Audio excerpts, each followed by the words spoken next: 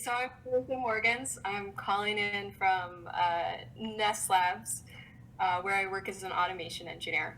And this past year, I've had the awesome opportunity to work with Esme. Esme is a completely self-driven, undaunted individual who seems to be determined to be a roboticist when she grows up. And I have to say, the field of robotics is going to be very lucky to have her. Um, as far as I can tell from our conversations these past months, she loves working with her hands. She has hobbies from origami to landing drones on trays. And throughout our project, like, Esme's just been completely self-driven and undaunted despite whatever hurdles or challenges come in front of her. So without further ado, I'm going to let Esme talk to you about her robot maze.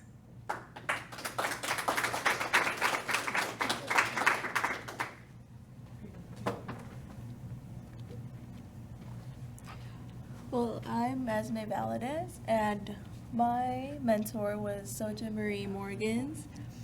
She lives in Silicon Valley, and she's a software engineer for Nest Labs. She works in designing internal tools in software and hardware.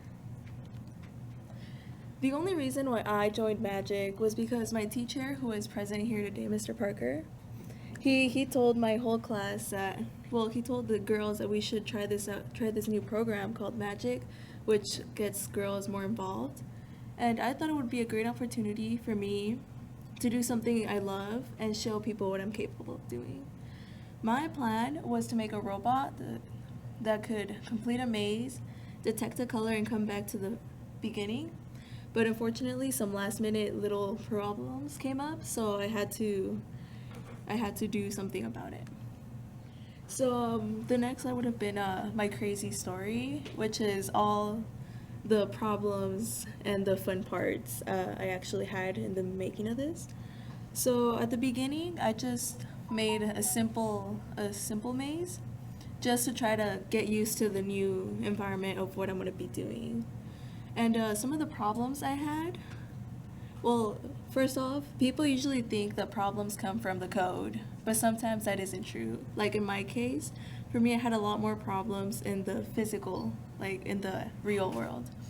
Like one of them was trying to design the actual maze. While designing the actual maze, I had to keep in mind that the robot always turns in one direction. So that way, when it came to an intersection, I needed to calculate if is it going to turn into the right direction, or is it going to go somewhere completely different. So that was one of the problems. Another of the problems I had was when my computer broke down. So I lost all my code, but I thought that I left a backup in my flash drive. And when I checked in my flash drive, it wasn't there, so I was actually freaking out. Luckily, though, I left another backup in my friend's flash drive. It was just a joke because she thought I would lose something.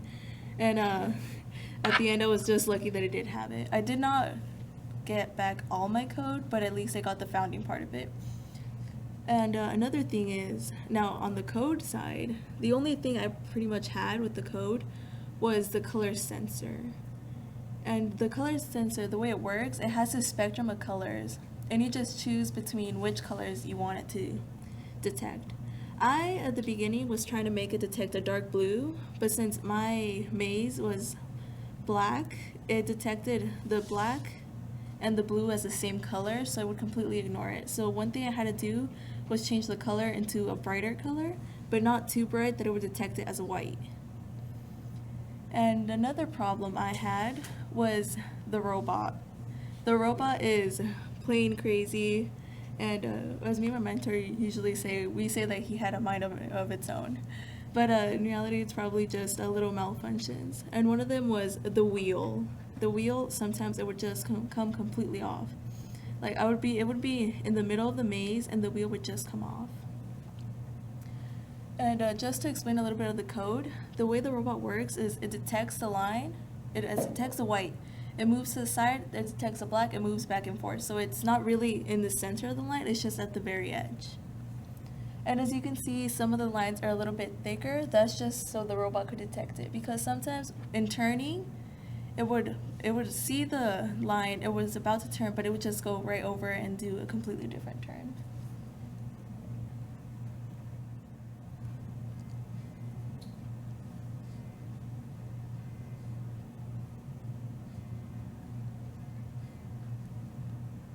And as you will see in a second, there's a little bit of patches where the line just stops.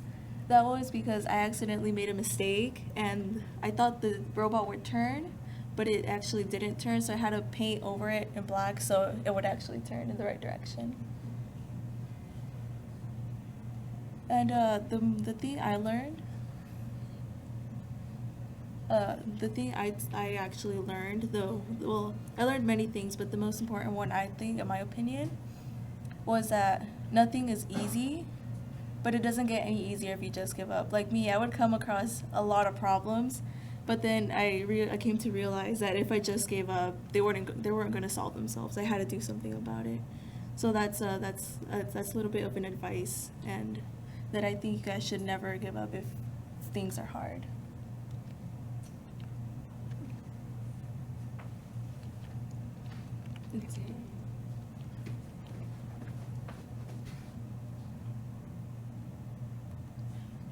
Yeah. Oh.